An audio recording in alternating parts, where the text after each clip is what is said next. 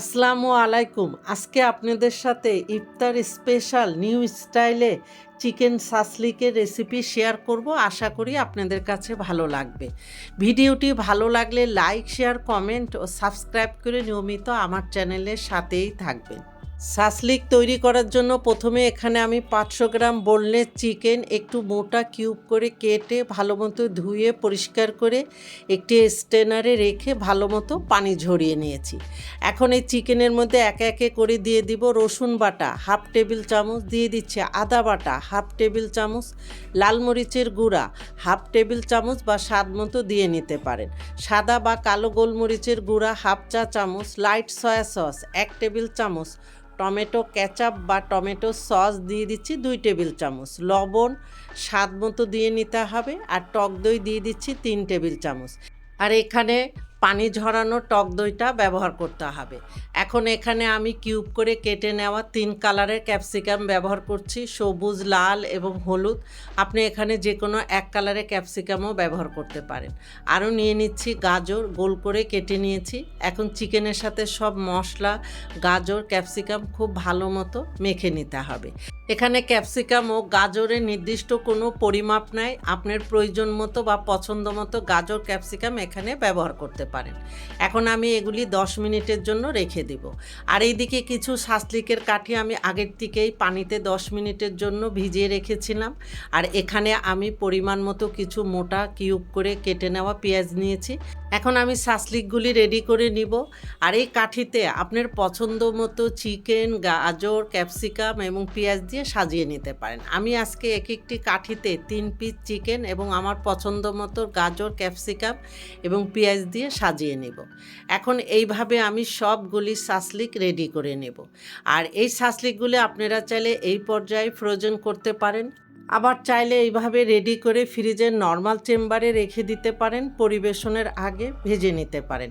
আজকে এখান থেকে আমি কিছু ফ্রোজেন করব আর কিছু পরিবেশনের জন্য এখনই তৈরি করে নেব।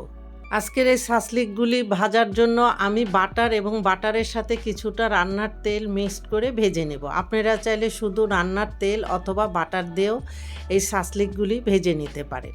এখন বাটার ভালো মতো মেল্ট হয়ে গেলে এখানে আমি একে একে করে সব সাসলিকগুলি দিয়ে চুলার হিট মিডিয়াম লোর মাঝামাঝি রেখে কয়েকবার উল্টিয়ে পাল্টিয়ে একটু কালার করে ভেজে নিব, অথবা পোড়া পোড়া করে ভেজে নিতে পারেন। এখানে আপনাদের পছন্দ মতো কালার করে সাসলিকগুলি ভেজে নিতে পারেন। সাসলিকগুলি ভাজা হয়ে গিয়েছে, এখন আমি পরের প্রসেসে চলে যাচ্ছি। এর জন্য চুলায় আরেকটি প্যান বসিয়ে দিয়ে এখানে আমি 1 টেবিল চামচ বাটার এবং 1 চা চামচ রান্নার তেল দিয়ে বাটার ভালো মতো মেল্ট হওয়া পর্যন্ত অপেক্ষা করব। বাটার ভালো মতো মেল্ট হয়ে গেলে এখানে 1 টেবিল চামচ রসুন কুচি দিয়ে গোল্ডেন কালার করে ভেজে নিতে হবে। রসুন কুচিগুলি যখন গোল্ডেন কালার হয়ে যাবে তখন একে একে করে এখানে দিয়ে দিব টমেটো কেচাপ বা সস 3 টেবিল চামচ। আর এই কেচাপের রেসিপি কিছুদিন আগে আপনাদের সাথে শেয়ার করেছি, ডেসক্রিপশন বক্সে লিঙ্ক দেওয়া থাকবে।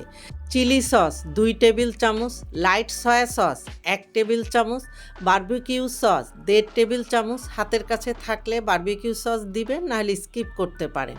সাদা বা কালো গোলমরিচের গুঁড়া হাফ চা চামচ, চিনি 1 চা চামচ বা চিনির পরিবর্তে মধুটাও এখানে ব্যবহার করতে পারেন, অথবা চিনি মধু দুটোই স্কিপ করতে পারেন। এখন এখানে আমি আজকে কোনো ধরনের লবণ ব্যবহার করিনি, কারণ অনেক ধরনের সস এখানে ব্যবহার করা হয়েছে। আপনারা টেস্ট করে দেখবেন, যদি প্রয়োজন মনে করেন সামান্য পরিমাণে লবণ ব্যবহার করতে পারেন। এখন বাটিটা ধুয়ে আমি 2 টেবিল চামচের মতো পানি দিয়ে এখন সসের সাথে ভালো মতো মিশিয়ে সস ফুটে ওঠা পর্যন্ত অপেক্ষা করব। সসটা যখন ভালো মতো ফুটে উঠবে এখন চুলার হিট মিডিয়াম লোর মাঝামাঝি রেখে আগের থেকে ভেজে রাখা সব সাসলিকগুলি সসের মধ্যে দিয়ে সসের সাথে সাসলিক খুব ভালো মতো নেড়ে মিশিয়ে 1 মিনিটের মতো অপেক্ষা করব। 1 মিনিট পরে আমি চুলাটা বন্ধ করে দিয়ে এখন এই সাসলিকগুলি একে একে করে আমি সব তুলে নেব। আর যে গ্রেভিটা থাকবে আপনি যখন পরিবেশন করবেন তখন এই সাসলিকের উপরে এই গ্রেভিটা দিয়ে পরিবেশন করবেন, খেতে অসম্ভব মজার হয়। আর এই সাসলিক পরোটা, নান রুটি, ফ্রাইড রাইস আপনার পছন্দ মতো যে কোনো কিছুর সাথে পরিবেশন করতে পারেন। আজকে আমি ফ্রাইড রাইসের সাথে এই সাসলিক পরিবেশন করব। আর এই সাসলিকের মাংসটা যে কত পারফেক্টভাবে সিদ্ধ হয়েছে আমি আপনাদেরকে একটু দেখিয়ে দিচ্ছি। খুবই সফট, জুসি এবং পারফেক্টভাবে সিদ্ধ হয়েছে, আর সাসলিকটা খেতে অসম্ভব মজার হয়েছে। ইফতারের টেবিলে একবার তৈরি করে দিতে পারেন, আমার বিশ্বাস নিরাশ হবেন না, কারণ সবাই অনেক পছন্দ করে খাবে। এতক্ষণ আমার সাথে থাকার জন্য আপনাদের অনেক অনেক ধন্যবাদ। দূরে কাছে যে যেখানেই থাকেন আপনারা অনেক সুস্থ থাকবেন, নিরাপদে থাকবেন, আমাদের জন্য দোয়া করবেন। আল্লাহ হাফেজ।